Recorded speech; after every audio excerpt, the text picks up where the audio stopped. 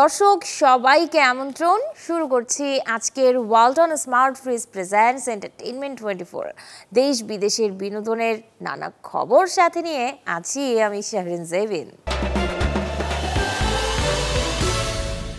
দীর্ঘদিন ধরে দেশে নেই জায়েদ খান, কবে ফিরবেন তারও ঠিক নেই। এরই মধ্যে জানা গেল হত্যা মামলার কারণ দেখিয়ে ইউরোপে অ্যাসাইলাম অর্থাৎ থাকার অনুমতি চেয়েছেন তিনি, যদিও এই নিয়ে কোনো মন্তব্য করেননি জায়েদ খান। তুমি শয়নে স্বপনে যেন আমারই নাম ধরে ডাকো। ভাইরাল নায়ক কে, এমন প্রশ্নে একটাই উত্তর, জায়েদ খান। পরিচয়টা যদিও বাংলা সিনেমার নায়ক, তবে খবরের শিরোনাম হন অদ্ভুত সব কর্মকাণ্ডে, আর তাই তো সোশ্যাল মিডিয়ায় নিয়মিত হন ট্রলের শিকার। But few people is all over in the country. Few of journalists, few of people is not the happy for the award. প্রাচ্যের অক্সফোর্ড খ্যাত ঢাকা বিশ্ববিদ্যালয়ে পড়াশোনা করেও বিদেশে গিয়ে ভুল ইংরেজি বলেই নিজেকে করেছেন বিতর্কিত। ছবি মুক্তির খবরে যতটা না চর্চা হয় তাকে নিয়ে, তার চেয়েও বেশি হয় এমন সব উদ্ভট কার্যকলাপে।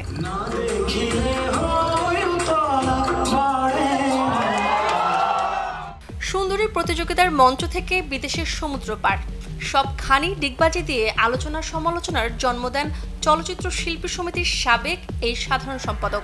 অনেকের মতে ডিগবাজিকে রীতিমতো শিল্পের পর্যায়ে নিয়ে গেছেন জায়েদ খান। এটা রোলেক্স ঘড়ি।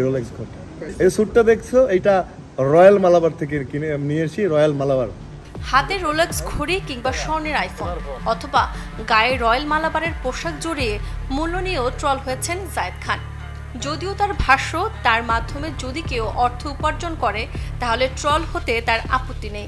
আমার নাম যখন ছড়িয়ে পড়বে, আমার কাঁধের উপর ভর করে যদি কেউ কিছু ভালো কিছু করতে চায়, 2 টাকা ইনকাম করে করুক না, কিছু কি যায় আসে আমার। দেশের মিডিয়াতে বর্তমানে জায়েদ খানকে নিয়ে চর্চা কিছুটা কম হলেও বিগত সরকারের মদতপুষ্ট এই নায়ক বর্তমানে অবস্থান করছেন আমেরিকায়। জুলাই মাস জুড়ে যখন দেশে চলছিল বৈষম্য বিরোধী আন্দোলন, তখন থেকেই তিনি দেশের বাইরে সময় কাটাচ্ছেন পরিচিতদের সাথে আড্ডা দিয়ে আর স্টেজ শো করে।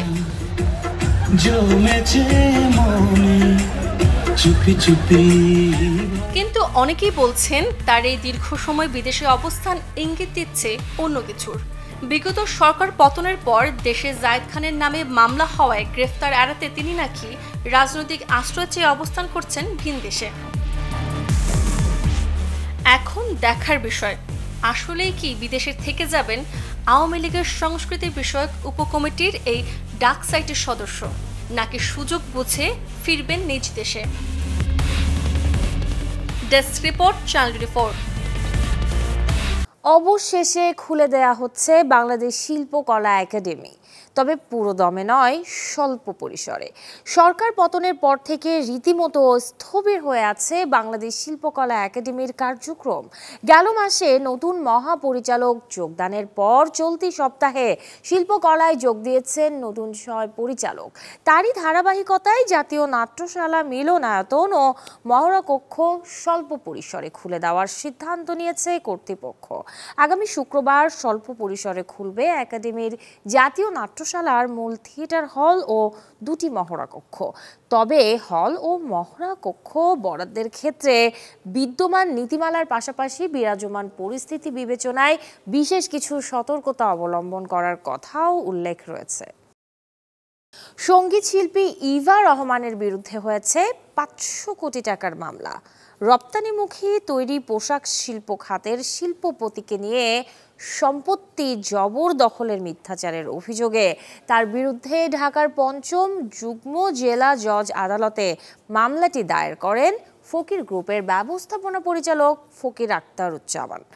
মামলার বিবরণে বলা হয়, রাজধানীর গুলশানে একটি বহুতল আবাসিক ভবন নির্মাণের জন্য ইভা রহমান 2010 সালে ডিজনি প্রপার্টিজকে দায়িত্ব দেন। 2016 সালে ফকির গ্রুপের 2জন পরিচালক ডিজনি প্রপার্টিজের সঙ্গে 2টি ফ্ল্যাটের চুক্তি করেন। পরবর্তীতে ডেভেলপারের সাথে বিরোধ শুরু হলে ভবন নির্মাণের দায়িত্ব নেন ৪২ বছর বয়সী এই গায়িকা। ফ্ল্যাট দুটি ফকির গ্রুপের দুই পরিচালককে বুঝিয়ে দিতে নতুন করে করেন চুক্তি, কিন্তু চুক্তির শর্ত না মেনে অসম্পূর্ণ অবস্থাতে দুই ক্রেতাকে ফ্ল্যাট দুটি হস্তান্তর করেন ইভা। পাশাপাশি বেআইনিভাবে রাজুকের অনুমোদিত নকশা পরিবর্তন করে নির্মাণ করেন বাণিজ্যিক ভবন।